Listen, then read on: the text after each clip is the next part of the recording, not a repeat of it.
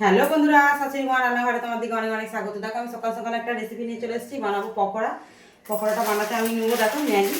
এখানে নিয়েছি আমি 2 কিলো ম্যাগি, দেখো কিছুটা মটরশুঁটি নিয়ে নিয়েছি। আর আমি পকোড়াটা কীভাবে কী করাবো তোমাদের করবো সেবারে তোমার দিকে পুরো রেসিপিটা শেয়ার করবো। তোমরা প্রথম থেকে শেষ পর্যন্ত রেসিপিটা দেখে কমেন্ট করবে আমার এই রেসিপিটা কেমন লেগেছে। আমি একবারে নতুনভাবে তোমাদেরকে রেসিপিটা শেয়ার করছি, তোমরা দেখে নিয়ে কমেন্ট করে অবশ্যই জানাবে। এর জন্য আমি কড়াইতে প্রথমে দেখো জেলে দেবো কড়াটা, গ্যাসটা দিয়ে জল দিয়ে দেবো।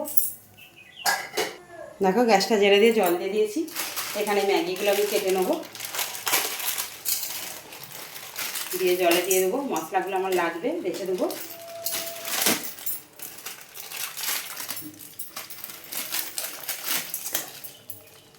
সঙ্গে মটরশুঁটিটাও দিয়ে দেবো, দিয়ে আমি দুটোই ভালো করে সিদ্ধ করে নেব। মিনিট 3-1 মতন আমি সিদ্ধটা করে নিই, আবার তোমার দিকে শেয়ার করবো, তোমরা দেখতে থাকো। দেখো 2 মিনিটের মতন সিদ্ধ করে নিয়েছি। এটা আমি ঢেলে নেবো, ছেঁকে নেবো। নিয়ে গ্যাসটা জোর কমিয়ে রাখবো, কেন আমি এখন মাখবো, অনেকটা সময় লাগবে। তোমার দিকে শেয়ার করবো, জিনিসটা ঠান্ডা হতে হবে।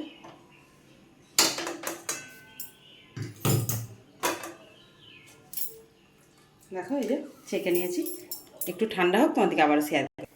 দেখো ম্যাগিটা একটু ঠান্ডা করে নিয়েছি। এবার আমি ওতে দিয়ে দেবো পেঁয়াজ কুচি, টমেটো কুচি, রসুন কুচি,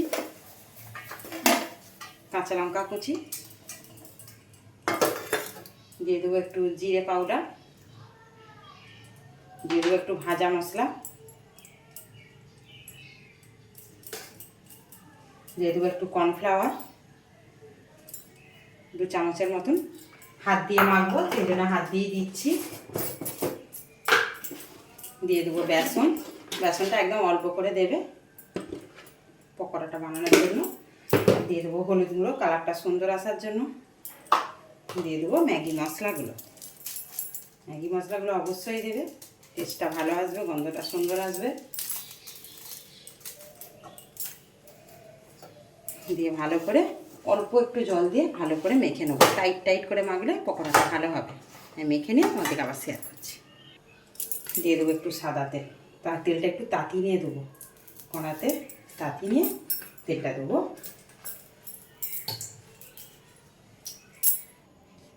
আর স্বাদ মানেই নুন, নুন তো দিতেই হবে।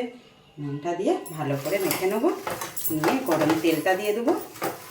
দিলেই আমার মাখাটা রেডি হয়ে যাবে।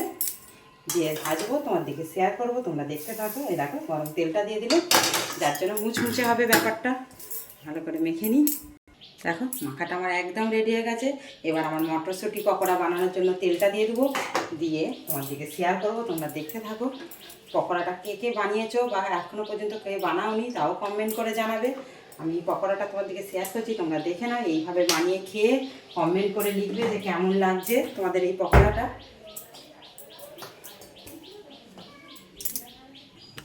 দেখো বন্ধুরা তেলটা আমার তেতে গেছে। এবার আমি পকোড়াগুলো ছেড়ে দেবো।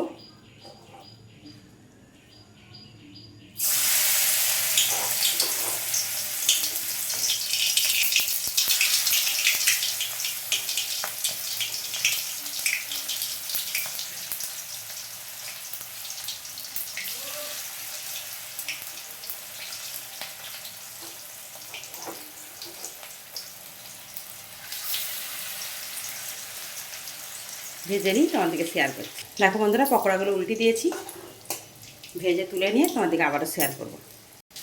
দেখো বন্ধুরা হয়ে গেছে, তুলে নেব।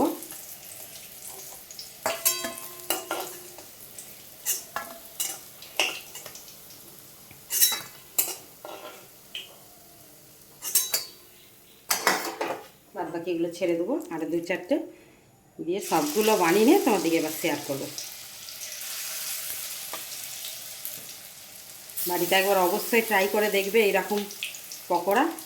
চা দিয়ে তো খুব সুন্দর লাগবে, শুধু মুখেও ভালো লাগবে। একবার অবশ্যই ট্রাই করে দেখো, খেতে খুব সুন্দর হয়। যখন মুখেতে কাঁচা লঙ্কা আর মটরশুঁটিগুলো পড়বে দারুণ দারুণ লাগবে। দেখো বন্ধুরা প্রায় সব কটা পকোড়াই আমার ভাজা হয়ে গেছে, আর 2টো পকোড়া বাকি আছে, করে নিয়ে তোমাদেরকে শেয়ার করছি। মটরশুঁটি ম্যাগি পকোড়া আমার রেডি হয়ে গেছে। তোমাদেরকে প্রথম থেকে শেষ পর্যন্ত পুরো ভিডিওটা দেখেছি, কমেন্ট করে জানাবে অবশ্যই যে আমার এই পকোড়াগুলোর রেসিপিটা তোমাদের কেমন লেগেছে।